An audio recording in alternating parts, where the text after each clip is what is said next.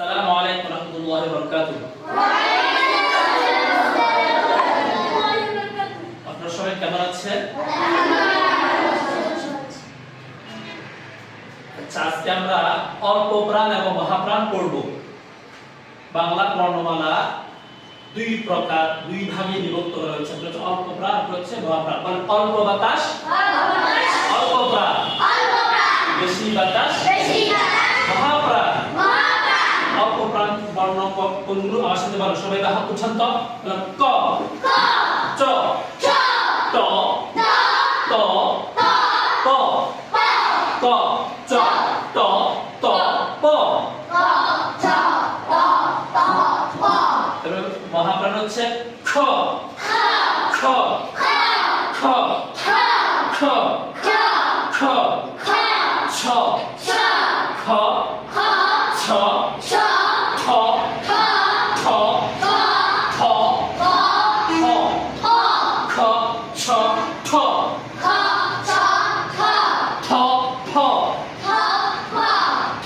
ঠ, ঠ, হ, ফুল, ফুল, ফল, ফুল, ফুল, ক, চ, ট, ত, প,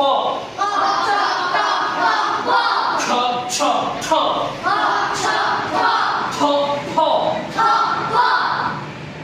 ক, চ, ট, ত, প, বলেন ক, চ, ট, ত, প, ছ, ছ, ঠ, ঠ, ফ,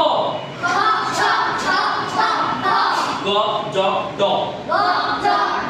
ত, ব, গ, জ, ড, দ, ব,